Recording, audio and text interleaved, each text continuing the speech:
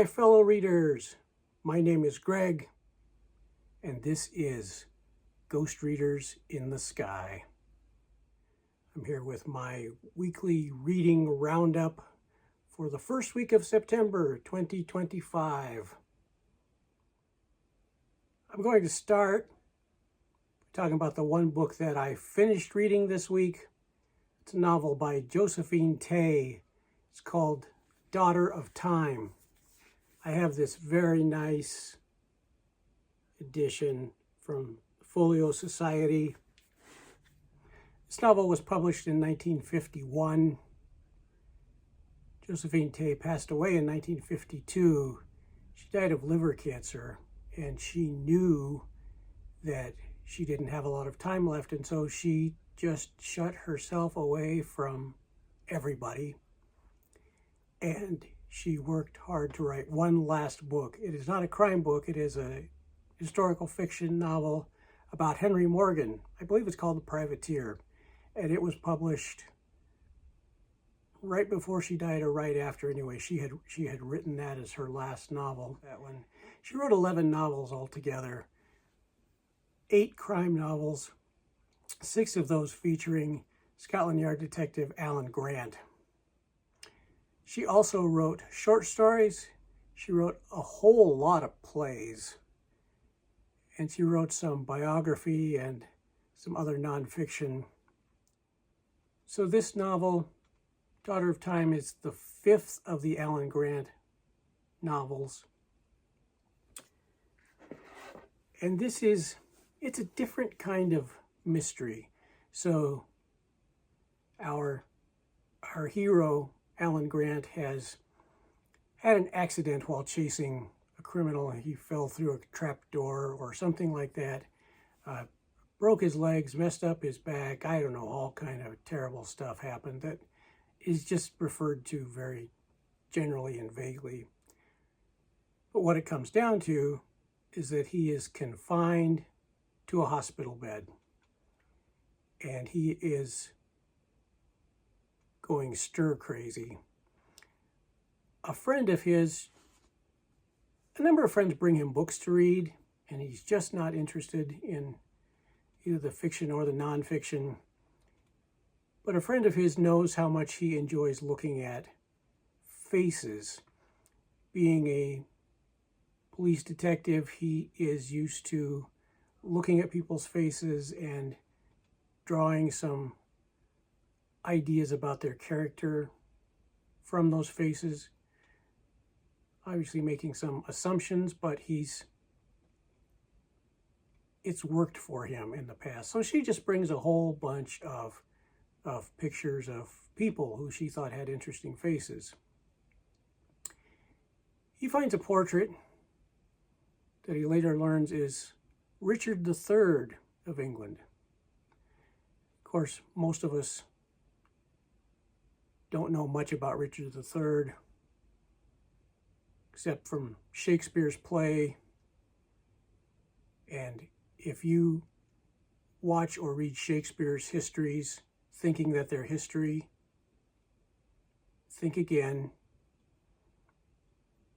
They are incredible entertainment and drama, but they are not at least what we would consider now. And I don't even think what was considered then. They are not history. The histories are not history. Anyway, so nobody knows anything about Richard III except that when he died on the battlefield, he said, my horse, a kingdom for a horse," or something similar, and that he had his brother's 2 sons, who would have been the heirs to the throne. He had them put into the Tower of London, and then either killed them himself or had them killed. Alan Grant looks at this portrait, and he just doesn't see a murderer in the face. And so he starts down a long path of trying to understand what really did happen to the princes in the tower. Did Richard III actually commit that crime? If so, who else was involved? And so starting with some of the basic school book histories, and working his way through the archives of the British Museum with help from an American friend who is there researching and who has decided to help him research the young princes, and the nurses in the ward, and some other friends and co-workers. He starts gathering up all the material. So the mystery is about King Richard III and the princes in the tower and what really happened. This book is illustrated by Mark Smith, who I think captures very nicely both the present and the past as Grant is looking for the answers to his questions. I took a look at the cover, but I'll show you again. So you can see Alan Grant in his hospital gown chasing the princes up the stairs, which he was bedridden the whole time, so that didn't really happen in the book. But the idea that he's chasing the princes, trying to gather evidence, trying to put a case together, is fascinating. Here is one of the full-page illustrations. So here's Alan Grant in his hospital bed with all kinds of research papers in front of him, aided by a friend of his who is an actress in the theater, and just going through this whole stack of information, trying to sort out what happened.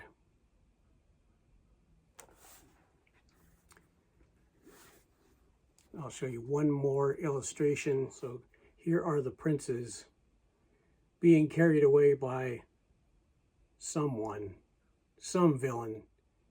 And I think the almost dreamlike quality of this, it works really nicely.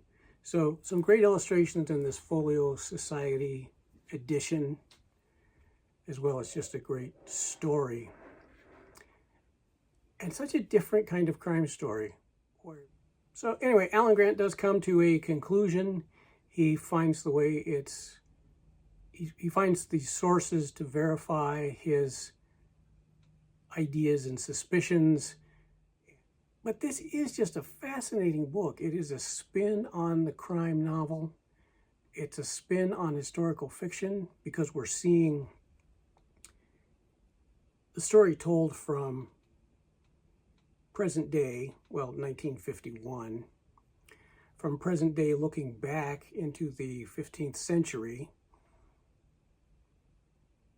and really trying to parse out what is fact from fiction.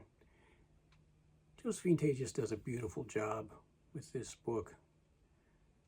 This was my first encounter with Josephine Tay, and I will read many more. Now that I know there are another 10 novels and a bunch of short stories. I don't know if the plays are performed anymore or not, but I'm going to start doing some digging into all of this and find out. And I will look for more Josephine Tay. So that's everything I read this week that I finished, but I have some works in progress. The first one is Savage Tales of Solomon Kane by Robert E. Howard. I am about halfway through this. Where's my bookmark? Right there. So yeah, about halfway through. These are all short stories as they appeared in the pulps of the character Solomon Kane. I'm reading this for a couple of reasons. One, it is Sumerian September, where a lot of people are reading works by Robert E. Howard. And secondly, since these are all short stories, they fit into Shorty September, Short Story September, a couple of different similar events going on there. The other book I'm reading is a graphic novel that I got last weekend when I went to the Boise Comic Arts Festival. It's a festival that celebrates, as opposed to the pop culture of comics, it's really about the art of writing and illustrating comics, with a few other things thrown in, but less a Comic-Con pop culture style and more of a let's read and pay more attention to comics as literature.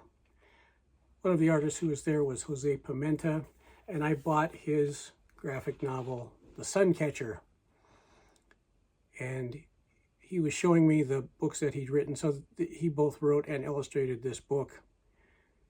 And when he was going over, he had a lot of different types of books on his table. But when he was telling me about this, it's about a haunted guitar. I was all in. So I'm reading this. I'm not very far, a third of the way. Yeah, about a third of the way through this.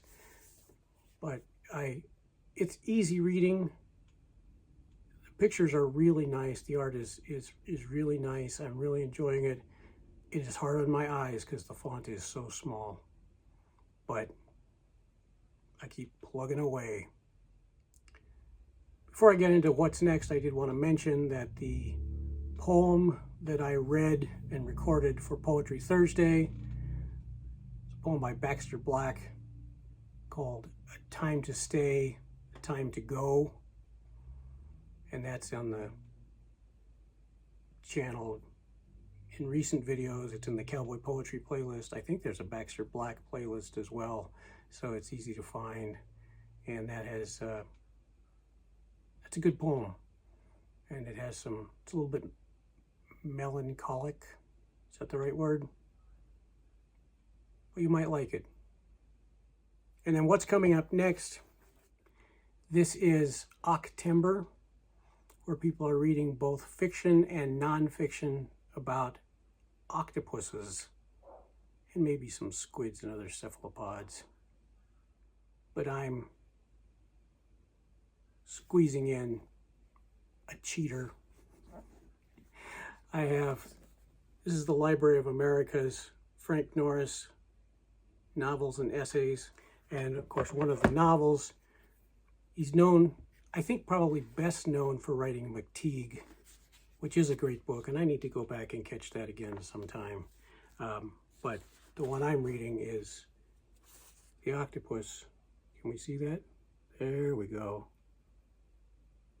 The Octopus, A Story of California, written in 1901. So here the term octopus is used metaphorically because the railroad in California in the early 1900s is like an octopus stretching its tentacles into every part of the economy, every part of the culture, every part of life in Central California.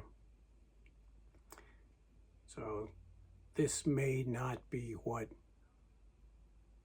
James was thinking about when he put this event together, but I'm going to read it anyway. Somebody's got to be reading Dr. Octopus too, right? Somebody surely is doing that. And I think that wraps up what I've read, what I'm reading, and what I plan to read next. So that is the roundup for the first week of September 2025. Thank you as always for watching these videos. Big thank you to everybody who watches all the way through to the end. I really do appreciate that. So until next time, my name is Greg, and this is Ghost Readers in the Sky.